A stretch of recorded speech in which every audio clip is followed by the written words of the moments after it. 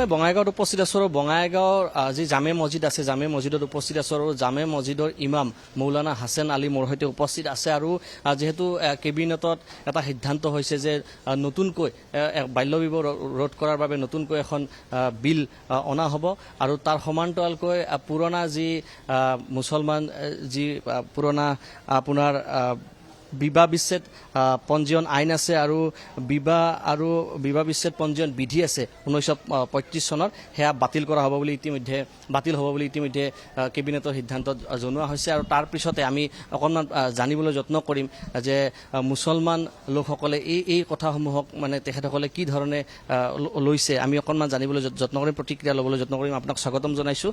ইতিমধ্যে কেবিনেটৰ এটা সিদ্ধান্ত আৰু সেই সিদ্ধান্ত ইতিমধ্যে সামাজিক মাধ্যমত প্ৰকাশ কৰিছে ৰাজ্য চৰকাৰে যে নতুনকৈ বাল্য বিবাহ ৰোধৰ বাবে এখন বিল এখন অনা হ'ব আৰু সেই বিলখন আপোনাৰ অধিৱেশনত উত্থাপন কৰা হ'ব। তাৰ সমান্তৰালকৈ মুছলমান যি বিবাহ বিচ্ছেদ আইন আছে বিবাহ বিচ্ছেদ বা বিবাহ পঞ্জীয়ন যি বিধি আছে 1935 চনৰ সেয়া বাতিল হ'ব বুলি ইতিমধ্যে জনাইছে। তেনে ক্ষেত্ৰত আপোনালোকৰ প্ৰতিক্ৰিয়া কেনেকুৱা ধৰণৰ হ'ব?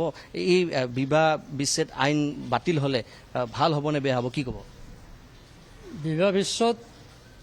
বিবাহ যে আমার হয় স্বামী স্ত্রী দুজনের পুরোপুরি অধিকার থাকে স্ত্রীও তালাক ল'ব পারে, স্বামীও তালাক দিব পারে। যদি তালাক না থাকে তাহলে আত্মহত্যা হব, ঘনীয়েকে থাকবা নোখোঁজব, জোর করে রাখিব গিৰিয়েকে, ঘনীয়েকে আত্মহত্যা কৰব। ঠিক তেনেকুৱা গিৰিয়েকে তালাক দিব খুঁজব আর তেও যাব নোখোঁজব। যেই হোক উল্টা পাল্টা হলে তালাক না থাকলে দুজনে একজন আত্মহত্যা কৰিব পাৰে। যাৰ কাৰণে ইছলাম ধৰ্মে শৰীয়তে দুইজনক সমান অধিকাৰ দিছে। তাৰ যদি তাৰ লগত থকাৰ ইচ্ছা নাই ঘনীয়েকে যাব পাৰে তালাক লৈ, আৰু গিৰিয়েকে যদি ইচ্ছা হয় যে আমি নাৰাখিম তেওঁ দিব পাৰে। তাৰ এটা হিচাপ আছে, এটা শৰীয়তেৰ একটা আইন আছে, সেই আইন হিসাবে হ'ব লাগিব। আইনেৰ যদি বাহিৰে হয় সেটা শৰীয়তেও মানা কৰিছে।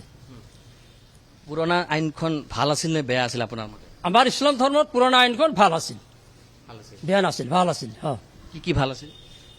এটাতো মই ক'লোৱে যে স্বামী স্ত্ৰী দুজন বিয়া হৈছে, এতিয়া স্ত্ৰীজনৰ অসুবিধা হৈছে এই স্বামীৰ লগত নাথাকব, তেওঁ ইচ্ছা কৰিলে যাব পাৰে, তালাক লৈ যাব পাৰে, সেইটো আমাৰ চিষ্টেম আছে।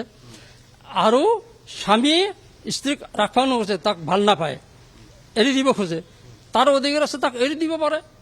আপছত চাৰাচাৰি হৈ গ'ল, এৰাই হৈ গ'ল, তাৰ টকাও পাব, তাৰ যে মহাৰণা হয় মহাৰণাটো স্ত্ৰী লৈ যাব। তাৰ এটা চিষ্টেম আছে, তাৰ নিয়ম আছে, সেই নিয়ম মতে হ'ব লাগিব। এনে নহয় যে দালিত নিমখ কম হৈছে ৰাগতে খঙতে তালাক দি দিল, সেইটো আমাৰ শৰীয়ততো মানা কৰিছে। শৰীয়তৰ যিটো কোৰাণৰ আইন এটা শুদ্ধ ভাল আৰু চলি আছে, আৰু সেইটো আমাৰ কাৰণে ভাল। এতিয়া নতুনকৈ বিধেয়ক আনিব বুলি কৈছে চৰকাৰৰ তৰফৰ পৰা, আৰু এই যিখন বিধেয়ক আনিব এই বিধেয়কখন আপোনাৰ বাল্য বিবাহ ৰোধৰ বাবে আনিব বুলি ইতিমধ্যে সামাজিক মাধ্যমত কোৱা হৈছে। বাল্য বিবাহ ৰোধৰ বাবে আনিব বুলি কোৱা হৈছে, এই ক্ষেত্ৰত কি ক'ব? বাল্য বিবাহ ৰোধত মোৰ কোনো আপত্তি নাই, ৰাইজে মানিলে আৰু মোৰ কোনো আপত্তি নাই। আৰু বাল্য বিবাহ আগত যে বাল্য বিবাহ একটা আইন আছিল শৰীয়তত, তাৰো এটা চিষ্টেম আছে, নিয়ম আছিল।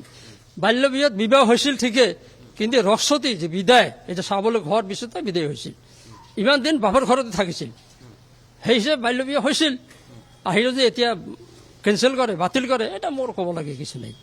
আচ্ছা, পুৰণা আইনখনত আপোনাৰ বয়স কিমান আছিল? পুৰণা আইন যিখন আছিল বিবাহটো যিটো কাজী ৰেজিষ্টাৰ হয় তাতে 18 বছৰ আৰু 21 বছৰ আছিল। ছোৱালীজনৰ 18 বছৰ হ'ব লাগিব, তাৰ চাৰ্টিফিকেট দিব লাগিব, আৰু ল'ৰাজনৰ 21 বছৰ হ'ব লাগিব, তাৰ চাৰ্টিফিকেট দিব লাগিব, তেহে কাজী ৰেজিষ্টাৰ কৰিব। এনেকুৱা চলি আছিল পুৰণা আইনখনত। এনেকৈ আছিল মই জানামতে, কিবা আৰু থাকিব পাৰে মই সিমানটো নাজানো। যিখিনি মই জানো যে 18 বছৰ আৰু 21 বছৰ হ'লে বিয়া পঢ়াইছিল, কাজীয়ে ৰেজিষ্টাৰ কৰিছিল, তাৰ আগত নকৰিছিল।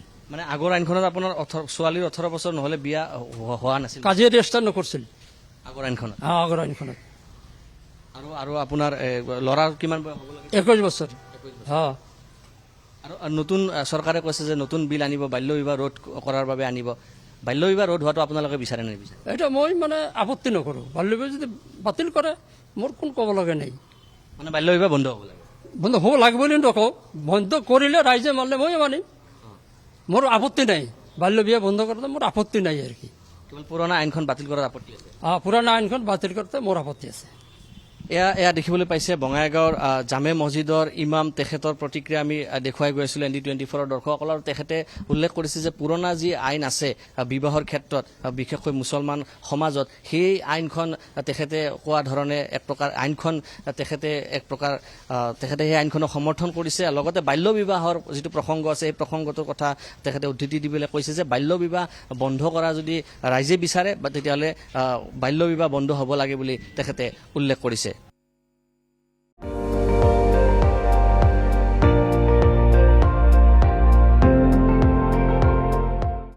আপুনি চাই আছে ND24 সৰ্বশ্ৰেষ্ঠ নহয় সৰ্বোত্তমৰ দৌৰত